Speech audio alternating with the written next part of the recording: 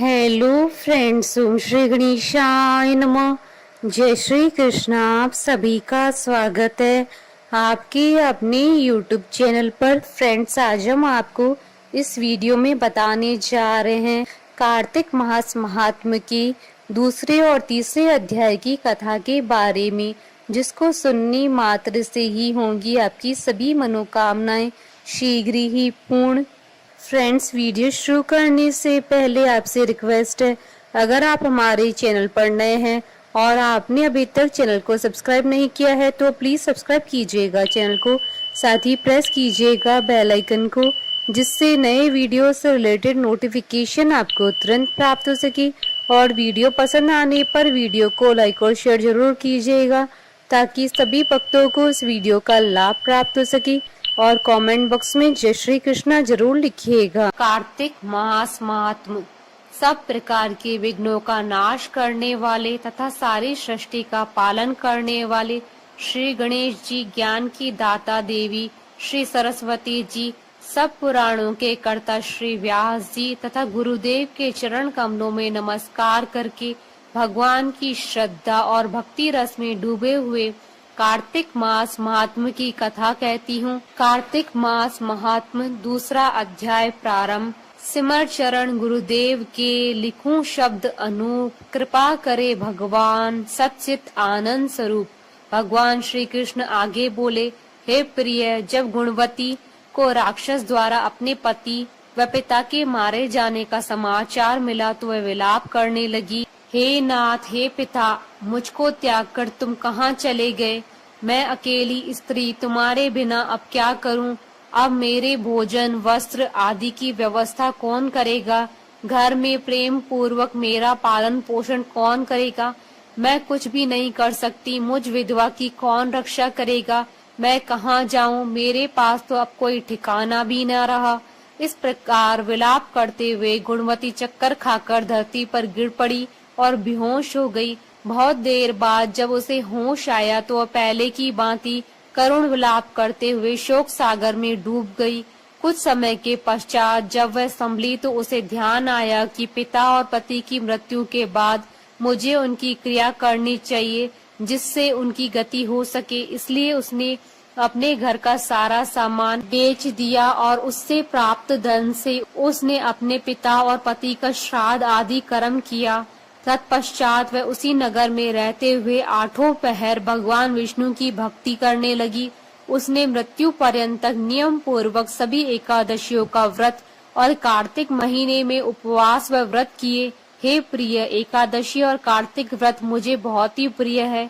इनसे मुक्ति, भक्ति, पुत्र तथा संपत्ति प्राप्त होती है। कार्तिक मास में जब तुला राशि पर सूर्य आता है तब ब्रह्म मुहूर्त में उठकर स्नान करने व व्रत व उपवास करने वाले मनुष्य मुझे बहुत प्रिय हैं, क्योंकि यदि उन्होंने पाप भी किए हैं तो भी वह स्नान व व्रत के प्रभाव से उन्हें मोक्ष प्राप्त हो जाता है। कार्तिक में स्नान, जागरण, दीपदान तथा तुलसी के पौधे की रक्षा करने वाले मनुष्य साक्षात भगवान विष्णु के समान है। कार्तिक मास में मंदिर में झाड़ू लगाने वाले, स्वास्तिक बनाने वाले तथा भगवान विष्णु की पूजा करने वाले मनुष्य जन्म मरण के चक्कर से छुटकारा पा जाते हैं। यह सुनकर गुणवती भी प्रति वर्ष कार्तिक का व्रत और भगवान विष्णु की पूजा करने लगी। हे प्रिय, एक बार उसे ज्वर हो गया और वह बहुत ही कमजोर भी हो गई। फिर भी वह किसी भी प्रकार से गंगा स्नान के लिए चली गई। गंगा तक तो वह पहुंच गई, परंतु शीत के कारण वह बुरी तरह से कांप रही थी। इस कारण वह शिथिल हो गई।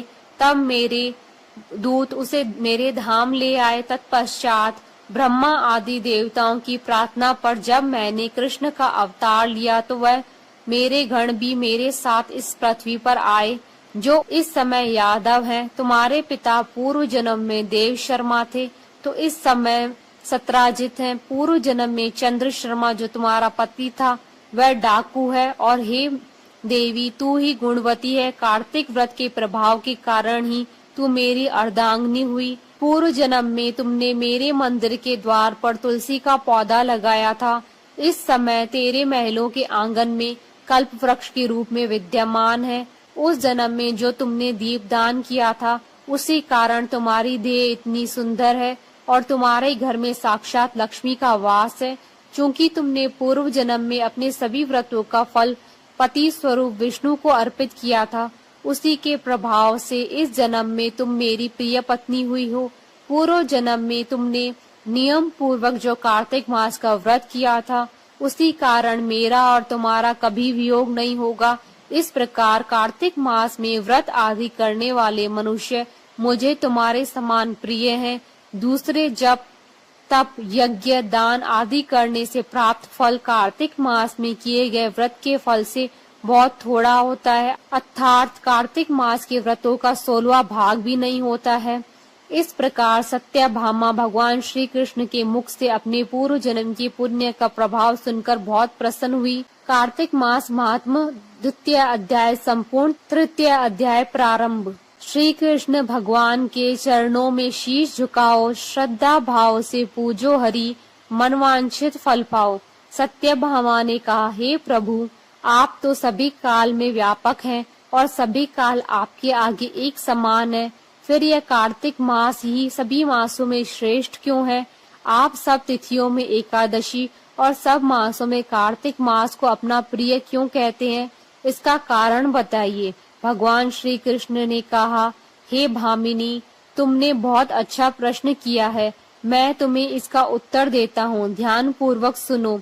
इसी प्रकार एक बार महाराज बेन के पुत्र राजा पृथु ने प्रश्न के उत्तर में देवर्षि नारद से प्रश्न किया था और जिसका उत्तर देते हुए नारद जी ने उसे कार्तिक मास की महिमा बताते हुए कहा, हे राजन, एक समय शंख नाम का एक राक्षस बहुत बलवान एवं अत्याचारी हो गया था।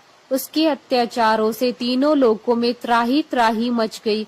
उस शंखासुर ने स्वर्ग में निवास करने वाले देवताओं पर विजय प्राप्त कर इंद्रादि देवताओं एवं लोकपालों के अधिकारों को छीन लिया। उससे भयभीत होकर समस्त देवता अपने परिवार के सदस्यों के साथ सुमेरु पर्वत की गुफाओं में बहुत दिनों तक छिपे रहे। तत्पश्चात वे निश्चिंत होकर सुमेरु पर्वत की गुफाओं में ही रहने लगे।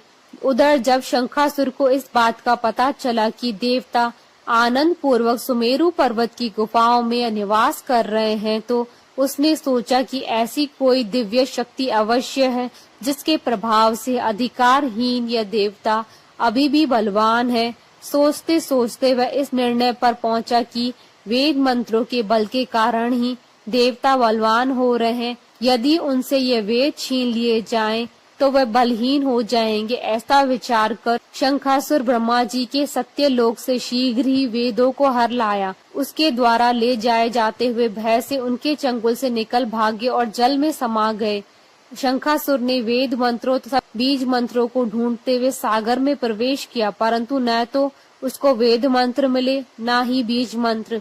जब शंखासुर सागर से निराश होकर वापस लौटा, तो उस समय ब्रह्मा जी पूजा की सामग्री लेकर सभी देवताओं के साथ भगवान विष्णु की शरण में पहुँचे और भगवान को गहरी निद्रा से जगाने के लिए गाने बजाने लगे और धूप गंध आदि से बारंबार उनका पूजन करने लगे।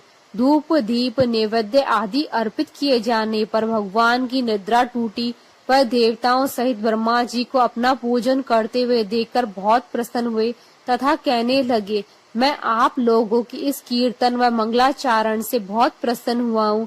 आप अपना अभीष्ट वरदान मांगिए, मैं अवश्य प्रदान करूँगा। जो मनुष्य आश्विन शुक्ल की एकादशी से देवोत्थान एकादशी तक ब्रह्म मुहूर्त में उठकर मेरी पूजा करेंगे, उन्हें तुम्हारी ही भांति मेरे प्रसन्न होने के कारण सुख की प्राप्ति होगी। आप लोग जो पाद्य अर्घ्य आचमन और जल आदि सामग्री मेरे लिए लाए हैं, वे अनंत गुणों वाली होकर आपका कल्याण करेगी। शंखासुर द्वारा हरे गए संपूर्ण वेद जल में स्थित हैं। मैं सागर पुत्र शंखासुर का वध करके उन वेदों को अभी लाए देता हूँ। आज से मंत्र बीज और वेदों सहित मैं प्रतिवर्ष कार्तिक मास में जल में विश्राम किया करूँगा। अब मैं मत्स्य का रूप धारण करके जल में जाता हूँ। तुम सब देवता भी मुनीश्वरों सहित मेरे साथ जल में आओ। इस कार्तिक मास में जो श्रेष्ठ मनुष्य प्रातः काल स्नान करते हैं, वह सब यज्ञ के अक्षत स्नान द्वारा भली भांति नहा लेते हैं। हे देवेंद्र, कार्तिक मास में व्रत करने वालों को सब प्रकार से धन, पुत्र पुत्री आदि देते रहना और उनकी सभी आपत्तियों से रक्षा करना। हे धनपति कुबेर, मेरी आज्ञा के अनुसार तुम उनके धन धान्य की वृद्धि करना, क्योंकि इस प्रकार का आचरण करने वाला मनुष्य मेरा रूप धारण करके जीवन मुक्त हो जाता है। जो मनुष्य जन्म से लेकर मृत्यु पर्यंत विधि पूर्वक इस उत्तम व्रत को करता है, वह आप लोगों का भी पूजनीय है। कार्तिक शुक्ल पक्ष की एकादशी तिथि को तुम लोगों ने मुझे जगाया है, इसलिए यह तिथि मेरे लिए अत्यंत प्रियदायिनी और माननीय है। हे देवताओं, यह दोनों व्रत नियम पूर्वक करने से मनुष्य मेरा सानिध्य प्राप्त कर लेते हैं। इन व्रतों को करने से जो फल मिलता है वह अन्य किसी व्रत से नहीं मिलता। अतः प्रत्येक मनुष्य को सुखी और निरोग रहने के लिए कार्तिक महात्म और एकादशी की कथा सुनते हुए उपयुक्त नियमों का पालन करना चाहिए। कार्तिक महात्म कथा तृतीय अध्याय संपूर्ण। बोलिए भगवान विष्णु की जय, सनातन धर्म की जय। हमारे साथ इस वीडियो में अंत तक बने रहने के लिए आपका धन्यवाद। ओम श्री गणेशाय नमः। जय श्री कृष्ण।